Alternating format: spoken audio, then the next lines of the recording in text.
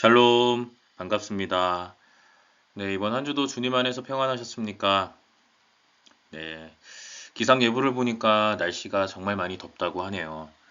말복이 지나도 폭염특보가 당분간은 해제되지 않을 것 같다고 이야기합니다. 전국 대부분 지역에서 이제 체감 온도도 35도 이상을 웃돌고 있고요.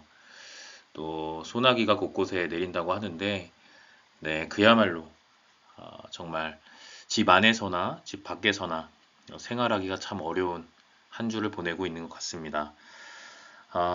모쪼록 우리 성도님들 더 무더운 날씨에 냉방병이라든지 더위와 같은 그런 부분에 있어서 어려움을 겪지 않으시기를 바라고요. 서로 서로를 위해 서로 서로의 건강을 위해서 기도해주는 그런 우리 신앙 공동체가 되기를 소원합니다. 네, 오늘 우리가 함께 살펴볼 주제는 경건한 자들의 최후 승리이고요. 저희가 지난주에는 전교인 수련회 일정으로 인해서 속회 모임이 없었기 때문에 본과 32과는 그냥 넘어가도록 하겠고요. 오늘 33과에 해당하는 내용입니다. 저희가 오늘까지, 그러니까 이번 주일까지만 구약 성경의 본문을 가지고 살펴보고요. 다음 주일부터는 예수님 시대죠. 우리가 신약 시대에 관련된 본문을 가지고 같이 속회를 모이게 될 것 같습니다. 오늘 마지막으로 다니엘서 끝장입니다. 12장의 내용 가지고 살펴보는 시간 갖도록 하겠습니다. 먼저 오늘의 배경을 한번 같이 읽어보겠습니다. 유인물 참조하시고 제가 먼저 읽고요. 오늘의 목표 확인해 보도록 하겠습니다. 다니엘은 역사 속에서 일하시는 하나님의 구원 역사를 말하고 있습니다. 마지막 날에 일어날 전례 없는 고통과 시련 속에서 성도들이 얻게 될 영원한 승리를 전하고 있습니다. 성도는 심판의 주로 오시는 주님 앞에서 의인의 자리에 서 있어야 합니다. 믿음을 지킨 성도에게 종말은 끝이 아니라 하나님의 나라가 시작되는 출발점입니다. 네, 그래서 오늘의 목표는 마지막 날에 성도가 가져야 할 신앙은 무엇인지를 알아보는 시간입니다. 지금 유인물에서도 우리가 확인을 했듯이 마지막 날에 성도가 가져야 할 신앙은요, 바로 믿음을 지키는 겁니다. 믿음을 지킨 성도에게 마지막 날은 끝이 아니고 하나님의 나라가 임하는, 하나님의 나라가 시작되는 출발점이라고 했습니다. 저와 여러분의 믿음을 한번 돌아보는 시간이 되었으면 좋겠습니다. 오늘의 한 구절 확인합니다. 다니엘서 12장 1절부터 13절까지 내용인데 우리가 살펴볼 내용은 좀 조각으로 나눠서 두 부분으로 나눠 살펴보려고 합니다. 12장 1절부터 4절까지의 말씀 그리고 5절부터 10절까지의 말씀 우리 두 부분으로 같이 읽어보도록 하겠습니다. 네, 합독하겠습니다. 그때 너의 백성을 지키는 위대한 천사장 미가엘이 나타날 것이다. 그리고 나라가 생긴 뒤로 그때까지 없던 어려운 때가 올 것이다. 그러나 그때의 그 책에 기록된 너의 백성은 모두 피하게 될 것이다. 그리고 땅속 티끌 가운데서 잠자는 사람 가운데서도 많은 사람이 깨어날 것이다. 그들 가운데서 어떤 사람은 영원한 생명을 얻을 것이며 또 어떤 사람은 수치와 함께 영원히 모욕을 받을 것이다. 지혜 있는 사람은 하늘의 밝은 빛처럼 빛날 것이요. 많은 사람을 옳은 길로 인도한 사람은 별처럼 영원히 빛날 것이다. 그러나 너 다니엘아, 너는 마지막 때까지 이 말씀을 은밀히 간직하고 이 책을 봉하여 두어라. 많은 사람이 이러한 지식을 얻으려고 왔다 갔다 할 것이다. 그때에 나 다니엘이 보니 다른 두 사람이 서 있는데 한 사람은 강 이쪽 언덕에 서 있고 다른 한 사람은 강 저쪽 언덕에 서 있었다. 한 사람이 모시 옷을 입은 사람, 곧 강물 위쪽에 서 있는 사람에게 말하였다. 이런 놀라운 일들이 끝나기까지 얼마나 더 오래 있어야 합니까? 내가 들으니 모시 옷을 입고 강물 위쪽에 서 있는 사람이 그의 오른손과 왼손을 하늘로 쳐들고 영원히 살아계신 분에게 맹세하면서 말하였다. 한 때와 두 때와 반 때가 지나야 한다. 거룩한 백성이 받는 핍박이 끝날 때에 이 모든 일이 다 이루어질 것이다. 나는 듣기만 하였으나 이해할 수가 없어서 물었다. 천사님, 이 모든 일의 결과가 어떠하겠습니까? 그가 말하였다. 다니엘아, 가거라. 이 말씀은 마지막이 올 때까지 은밀하게 간직되고 감추어질 것이다. 많은 사람이 깨끗해질 것이다. 그러나 악한 사람들은 이해하지 못하고 계속 악해질 것이다. 지혜 있는 사람들만이 이해할 것이다. 아멘. 네, 한 구절 묵상 살펴보겠습니다. 마지막 날에 성도가 가져야 할 신앙은 무엇인지 크게 두 가지로 나누어서 살펴보겠습니다. 먼저 첫 번째입니다. 우리가 방금 읽었던 본문 가운데 전반부입니다. 1절부터 4절까지의 내용을 토대로 해서 최후 심판이 있음을 믿어야 한다는 겁니다. 읽어보겠습니다. 미가엘 천사는 마지막 날에 세상이 만들어진 이래로 최악의 환란이 있을 것을 예언했습니다. 그때 하나님의 생명책에 기록된 모든 경건한 성도가 부활할 것을 전했습니다. 네, 성경에서 몇몇 천사들이 등장하는데요. 그 중에서 미가엘 천사가 나타나는데 이 미가엘 천사가 누구인지 간단하게 정리해 드리겠습니다. 미가엘 천사는 일곱 수호신 중 한 명으로 이제 알려져 있고요. 그리고 성경에서도 이야기하듯이 천사장입니다. 미가엘이라는 뜻이 하나님과 같은 자가 누구인가 라는 뜻을 가지고 있는데요. 일전에 제가 그 미가, 예언자 미가에 대해서도 한번 설명해 드린 기억이 있는데 미가의 그 뜻도 비슷하죠. 누가 하나님과 같은가. 미가야라는 말이 이제 축약형인데 여하튼 미가엘이라는 천사의 이름 뜻도 비슷합니다. 하나님과 같은 자가 누구인가 라는 뜻을 가지고 있고요. 성경 전체로 한번 확대해서 본다면 크게 세 개의 책에서만 등장을 합니다. 대표적으로 다니엘서가 등장을 하고요. 세 번 등장합니다. 10장 13절, 10장 21절, 그리고 12장 1절. 오늘 우리가 읽은 본문이죠. 그리고 신약 성경 마지막으로 가면 유다서라는 책이 있는데요. 이 유다서에서도 등장을 하고요. 마지막으로 요한계시록에서도 등장을 합니다. 특별히 다니엘서와 요한계시록은 둘 다 특징이 비슷하다고 말씀을 드렸죠. 환상으로 가득한 책, 마지막 때에 대해서 이야기하고 있는 책, 그래서 묵시문학서라고도 이야기를 한다고 말씀을 드렸고요. 여하튼 성경에서 많은 책에 나오고 있는 건 아닌데 대부분 마지막 때를 이야기하는 책에서 많이 강조가 되고 있는 천사의 이름이 바로 미가엘입니다. 특별히 요한계시록 12장 7절, 요한계시록에 따르면 미가엘은 그 마지막 때에 용의 형상을 띠고 있는 사탄과 싸우는 천사로 묘사되고 있거든요. 그래서 마지막 최후의 그 일어날 최후 승리, 최후의 그 심판과 관계가 있는 천사가 바로 미가엘입니다.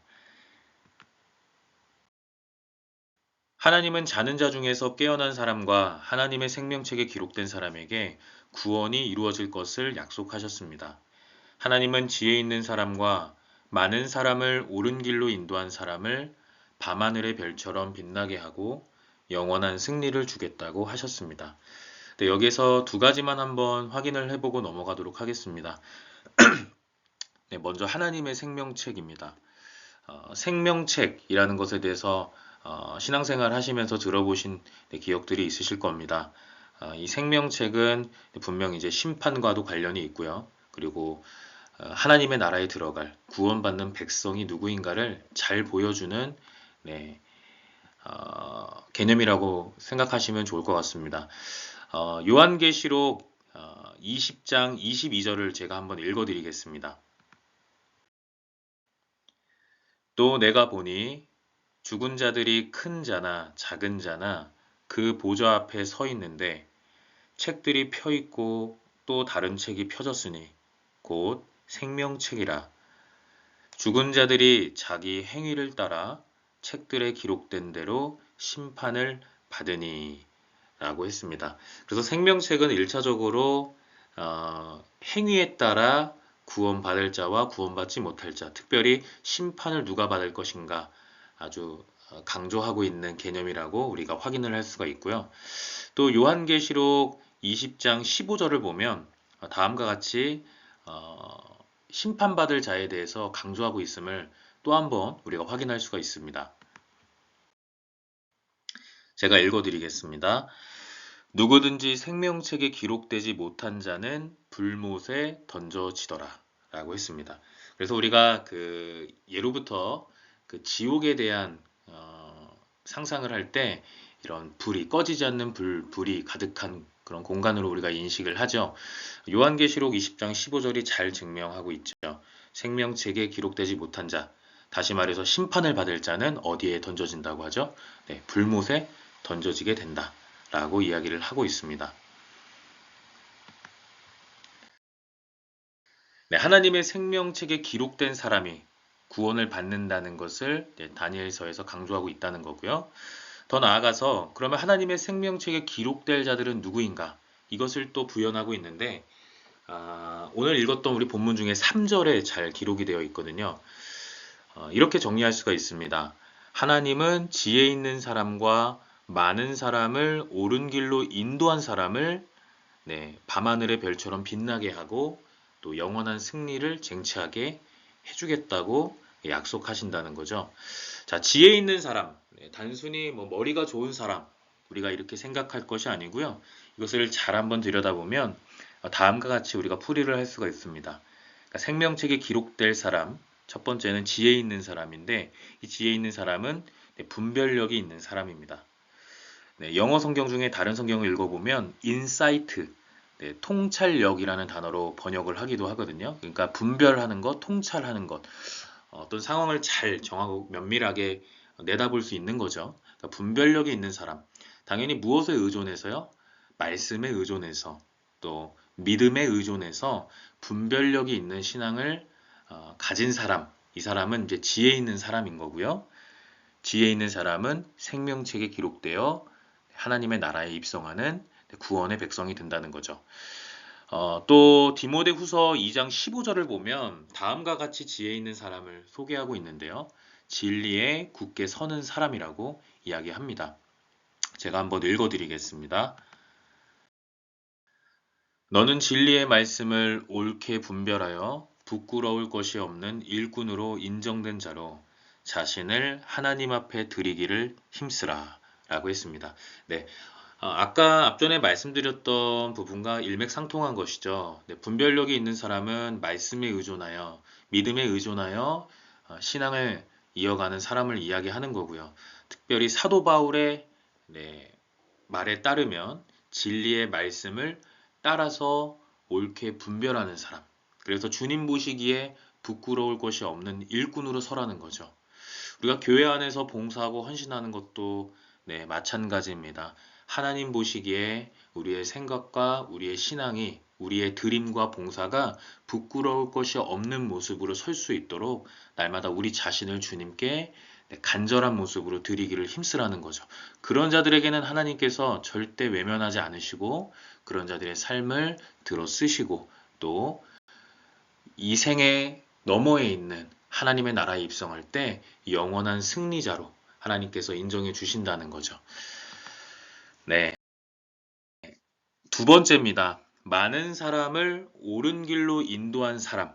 이 사람도 하나님의 생명책에 기록되는 사람인 거죠. 자, 많은 사람을 옳은 길로 인도한 사람은요. 뭐 문자적으로 우리가 해석을 해도 크게 문제되지 않을 것 같습니다. 다른 사람을 타인을 주님께로 인도해내는 사람을 이야기합니다. 오늘의 시대가 마지막 때라고 이야기하는 분들이 많습니다.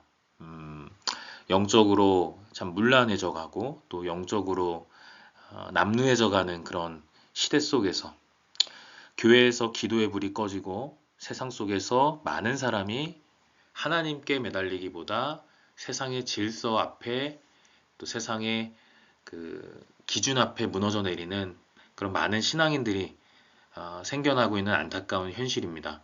그런 가운데 정말 먼저는 분별력을 가지고 말씀에 의존하고 믿음을 붙잡고 살아가는 사람이, 하나님의 진리에 굳게 서는 사람이 넘어져 가는 사람들, 말씀으로부터 등을 돌리는 사람들을 주님께로 인도해내는 그런 사람들은 하나님이 기억하시고 하나님의 생명책에 기록되는 우선적인 사람들이라는 것을 다니엘서에서는 이야기하고 있고요.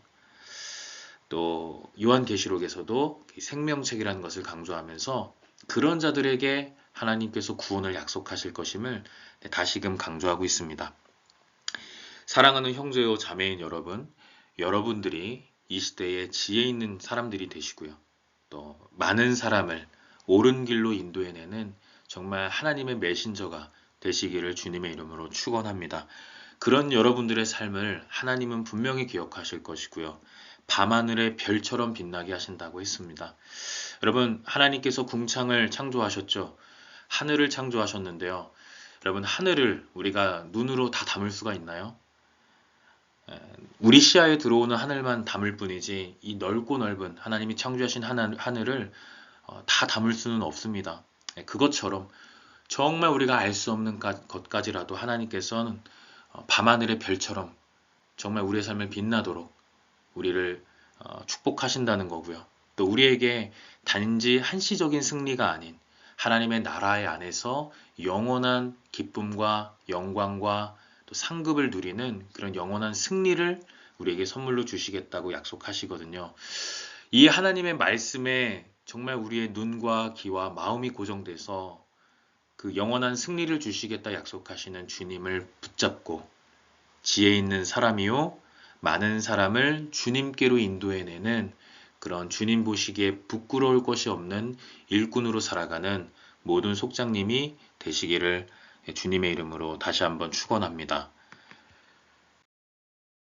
끝까지 믿음을 지킨 하나님의 백성은 부활에 참여하여 천국에 들어가지만 불의하게 산 사람은 영원한 수치와 모욕을 당하게 됩니다.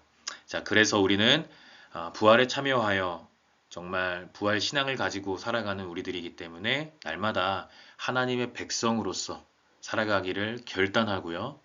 우리의 삶 속에서 우리는 믿음이 연약하지만 날마다 우리와 함께 동행하시는 주님과 함께 정말 신실한 백성으로 지혜 있는 백성으로 또 많은 사람을 주님께 인도해내는 백성으로 살아가야 할 것입니다. 그러할 때에 우리는 영원한 수치와 모욕을 당하는 것이 아니라 하나님의 생명책에 기록되는 정말 아름다운 결실을 맺는 주님의 백성들이 된다는 것입니다.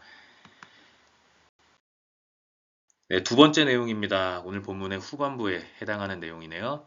최후 승리를 믿어야 한다는 겁니다. 네, 앞전에 살펴봤던 건 최후 심판이 있다는 사실을 믿자라는 거고요. 두 번째는 최후의 승리를 믿어야 한다는 겁니다. 다니엘은 강 이쪽 언덕과 저쪽 언덕에 선 두 사람의 환상을 보았습니다. 그들 중에 한 사람이 강 위쪽에 서 있는 사람에게 마지막 날에 일어날 놀라운 일은 언제 끝나는지 질문했습니다. 세마포 옷을 입고 하늘을 향해 기도하던 그는 환란의 때는 정해져 있다고 말했습니다. 자, 세마포 옷을 입고 하늘을 향해 기도하던 그는 환란의 때는 정해져 있다고 말했다고 하는데요. 자, 세마포 옷은 성경에서 참 중요한 의복 재료입니다. 먼저 구약 시대에서는 이 세마포 옷이 상징하는 것은요, 제사장들이 입는 옷 혹은 레위인들이 입는 옷이었어요. 그 옷에 쓰여지는 재료가 바로 세마포 옷이었고요. 아주 고운 재질로 되어 있는 의복 재료로 알려져 있고요. 또 성전의 휘장으로도 쓰였고, 또 사람이 죽었을 때 입히는 수의로도 활용이 됐습니다.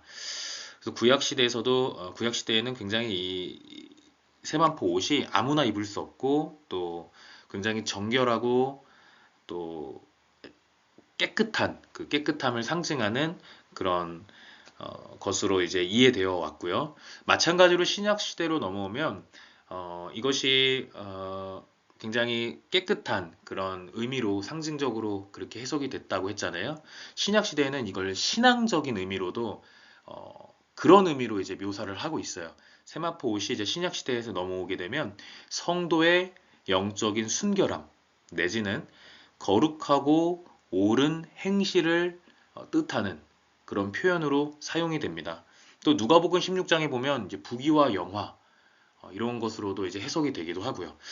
자, 그래서 이 세마포 옷은 결국은 어, 신약 시대의 내용으로 한번 생각해 본다면 영적인 순결함 그리고 거룩하고 옳은 행실로 주님께 신앙을 고백하며 살아가는 사람들을 묘사하고 있는 거고요. 그런 자들에게 임하게 될 부귀, 하나님 나라에서 임하게 될 상급 이런 것들을 이제 상징적으로 표현하고 있는 것이 되겠죠. 요한계시록 19장 8절을 보면 이 부분을 단적으로 이제 설명하고 있는데요. 제가 한번 읽어드리고 내용 확인하고 넘어가도록 하겠습니다. 요한계시록 19장 8절입니다. 그에게 빛나고 깨끗한 세마포 옷을 입도록 허락하셨으니 이 세마포 옷은 성도들의 옳은 행실이로다 라고 했습니다. 자, 최후 승리를 믿는 사람들은요, 날마다 그 최후의 주님께서 우리에게 승리를 더하실 것을 믿으면서 우리의 삶 속에서, 우리의 삶의 자리 속에서 날마다 말씀에 의존하여 정말 경건한 믿음을 가지고 옳은 행실로서 하나님께 나아가는 사람들을 하나님께서는 기억하신다는 거고요. 그런 자들의 모습이 성경에서 이야기하고 있는 아주 정결하고 깨끗한 마치 세마포 옷을 입은 것처럼 하나님 눈에 꼭 띄는 그런 사람들이라는 거죠. 이제 마지막 때가 오게 될 건데 그 정한 시간이 지나면 거룩한 백성을 압제하는 자가 패망하게 되고 끝날 것이라고 했습니다. 그 말을 듣고 있던 다니엘은 그 뜻을 이해하지 못해서 다시 질문했습니다. 그러자 그는 마지막 날은 비밀로 봉인되어 있을 것이라고 말해 주었습니다. 네, 성경에서는 마지막 때가 딱 언제 이루어진다고 이야기하지 않아요. 늘 비밀에 붙인다고 이야기합니다. 그래서 그 비밀은 하나님만 알고 계시는 거기 때문에 모든 시대와 역사를 주관하시는 분은 하나님 뿐이시기 때문에 우리는 그저 그 비밀을 믿고 하나님께서 그 비밀의 해석을, 비밀의 열쇠를 풀어 가실 것을 믿고 날마다 하나님 앞에 거룩한 모습으로 나아가야 한다는 것이죠. 하나님은 사랑하는 자녀들에게도 환난을 허락하실 때가 있습니다. 마치 예수님께도 환난을 허락하셨던 것처럼 말이죠. 그러나 그 고난을 통해 자녀들을 연단시키시고 정결하게 하여 새 사람이 되게 하십니다. 우리는 세상 끝날 그 심판의 날에 경건한 자녀들에게 안겨주시는 최후 승리를 믿어야 합니다. 다니엘이 이 책을 쓸 당시에도 그리고 다니엘이 쓴 이 책을 읽은 많은 사람들에게도 또 예수님 시대를 살았던 사람들에게도 많은 사람들에게도 늘 고난이 뒤따랐습니다. 그런 가운데 그 고난 앞에 무너져 내릴 것이냐 아니면 그 고난 너머에 있는 은혜와 사랑을 하나님이 이루실 역사를 볼 것이냐 이것이 곧 하나님의 백성이냐 최후 승리를 믿는 사람이냐 그렇지 못한 사람이냐 이것을 판가름하는 기준이 될 것입니다. 그렇기 때문에 우리도 오늘날 이 시대가 정말 예수님이 말씀하신 마지막 때라면 예수님이 다시 오실 날이 머지않은 그 때를 우리가 살아가고 있다면 우리들에게 주어져 있는 이런 상황 속에서 최후에는 하나님이 분명히 승리를 우리에게 안겨주실 것임을 믿고 우리의 삶 속에서 만나는 고난들을 정말 주님 앞에 나아가기 위한 연단의 시간으로 고백하며 살아갈 때 하나님 우리에게 새 하늘과 새 땅을 보여주실 것이고 우리를 새 사람으로서 인정해 주실 것입니다. 자, 최후 승리. 그러니까 최후 승리는 결국 마지막 심판의 날을 의미하고요. 그 최후의 그 마지막 심판의 날에 얻을 승리를 의미합니다. 그러한 때에 그 승리는 누구에게 주어지는가? 바로 하나님 나라에 입성하는 성도들이 받게 되는 것을 의미하는데요. 이 승리는 여러 의미로 해석을 할 수가 있습니다. 대표적으로 구원이 되겠고요. 또 영원한 생명, 주님이 약속하셨던 영생을 의미하고요. 하나님께서 기억하시는 자들에게 주실 상급을 의미할 수도 있고요. 그리고 정말 슬픔이 더 이상 없는 기쁨만 가득한 것을 그런 상황을 의미하는 것이고요. 다시 말해서 천국을 의미하겠죠. 우리가 오늘 같이 찬양으로 고백한 새 찬송가 150장 그 후렴에도 마찬가지죠. 최후 승리를 얻기까지 우리가 날마다 믿음으로 살아간다고 살아갈 것이라고 고백을 하잖아요. 그런 자들에게 빛난 면류관을 주신다고. 그 빛난 면류관을 얻기 위해 날마다 주님 앞에 정진하는 우리의 모습, 그것이 참 중요하다. 라는 것을 강조하고 있는 것이 오늘의 공과 내용입니다. 그래서 최후 승리를 믿는 자들에게는 주님이 구원과 영생과 상급과 기쁨을 더하신다. 라는 거고요. 시간이 혹시 되시는 분들은 아래 제가 이렇게 달아놓은 구절들도 한번 살펴보시죠. 디모데후서 4장 7절로 8절, 또 요한계시록 21장 1절로 4절, 이러한 그 구절들은요, 다 최후의 승리를 이야기하고 있고요. 최후의 승리를 만끽하는 자들에게 주어지는 상급을 이야기하고 있고요. 또 그런 자들에게 임하는 하나님의 나라를 이야기하고 있습니다. 특별히 디모데후서 4장 7절로 8절만 제가 한번 읽어봐 드리려고 하는데요. 이 구절의 핵심은 선한 싸움입니다. 선한 싸움을 싸우고 정말 믿음을 지킨 사도 바울의 고백을 이야기하고 있는데요. 왜 제가 이 구절을 여러분들에게 읽어드리려고 하느냐, 또 소개해드리려고 하느냐. 자, 디모데후서는 일반적으로 사도 바울이 마지막으로 쓴 편지로 알려져 있거든요. 이 편지를 쓰고 나서 참수형이 당해서 이제 형장의 이슬로 사라지는, 순교하게 되는 사도 바울을 우리가 볼 수가 있어요. 그러니까 결국은 사도 바울의 유언과도 같은 고백이 담겨져 있는 편지가 바로 디모데후서입니다. 디모데후서 4장 7절로 8절은요. 정말 입에 담을 수조차 없는 고통과 또 고난의 연속을 살아오면서 사도 바울이 정말 이제 자신의 삶의 마지막을 정리하는 상황 속에서 고백했던 것입니다. 이 사도 바울의 고백이 우리 역시도 사도 바울의 고백처럼 그런 고백을 바탕으로 주님께 하루하루를 드리는 최후 승리를 믿는 그런 그리스도인이 되었으면 좋겠습니다. 마지막으로 이 구절 제가 읽어드리고 나눔 질문 확인하도록 하겠습니다. 나는 선한 싸움을 싸우고 나의 달려갈 길을 마치고 믿음을 지켰으니 이제후로는 나를 위하여 의의 면류관이 예비되었으므로 주 곧 의로우신 재판장이 그날에 내게 주실 것이며 내게만 아니라 주의 나타나심을 사모하는 모든 자에게도니라. 아멘. 선한 싸움을 싸우고 달려갈 길을 마친 사도 바울. 그는 이렇게 고백합니다. 어떠한 상황에 놓여져 있더라도 나는 믿음을 지켰다. 그렇기 때문에 나를 위하여 이제 주, 의로우신 재판장이 내게 의의 면류관을 주실 것이고 그것이 나에게만 비단 주시는 것이 아니라 주의 나타나심을 사모하는 모든 자에게 동일하게 주님께서 더하여 주실 것이다. 라고 이야기하고 있습니다. 여러분, 사도 바울의 고백 속에 우리의 신앙이 고백되기를 소원합니다. 우리 역시도 날마다 우리의 삶 속에 주님의 나타나심을 기대하며 최후 승리를 믿는 가운데 믿음을 굳건하게 지켜나가는 저와 여러분 그리고 협성대학교의 모든 성도님이 되시기를 간절히 소원합니다.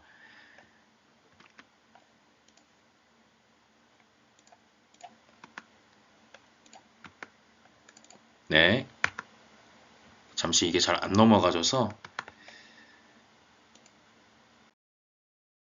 여러분은 예수님이 다시 오실 날을 어떻게 준비하고 있습니까? 마지막 때를 살아가는 우리들 어떻게 이 날을 준비하고 있으며 또 우리의 믿음의 모양은 어떠한 모양인지 스스로를 돌아보고 또 스스로를 결단하는 그런 귀한 시간이 되기를 소원합니다. 이 내용을 한번 같이 고민해 보시고요. 내일 같이 만났을 때 우리 신앙을 한번 공유하는 시간을 갖도록 하겠습니다. 네, 마지막으로 공동 신앙 고백 같이 한번 읽어보고요. 마치도록 하겠습니다. 다니엘은 주님이 하신 마지막 날의 약속과 봉인된 최후 심판의 비밀을 들었습니다. 세상 끝날에 임할 최후 승리에 대한 약속이었습니다. 예수님은 다시 오겠다고 약속하셨습니다. 우리는 그 약속을 믿고 인내하며 살아야 합니다. 끝까지 믿음을 지키는 자가 승리합니다. 네, 끝까지 믿음을 지키는 자가 최후의 승리를 만끽하는 사람입니다. 정말 주님 보시기에 분별력 있는 믿음과 또 많은 사람을 주님께로 인도해내는 하나님의 백성으로서 우리 모두가 정말 이 마지막 공동 신앙 고백처럼 정말 주님께서 다시 오실 날을 기대하면서 우리에게 약속하신 그 하나님의 나라를 기대하는 마음으로 하루하루를 값지게 주님 보시기에 값지게 살아내는 저와 여러분이 되기를 간절히 소원합니다. 네, 긴 시간 고생 많으셨고요. 네, 내일 아침 9시 30분에 우리 기도실에서 뵙도록 하겠습니다. 네, 늦은 시간 날씨가 많이 무덥습니다. 네, 건강 유의하시고요. 정말 주님 안에서 남은 시간도 평안한 하루 보내시고 내일 기쁜 얼굴로 인사드리겠습니다. 감사합니다.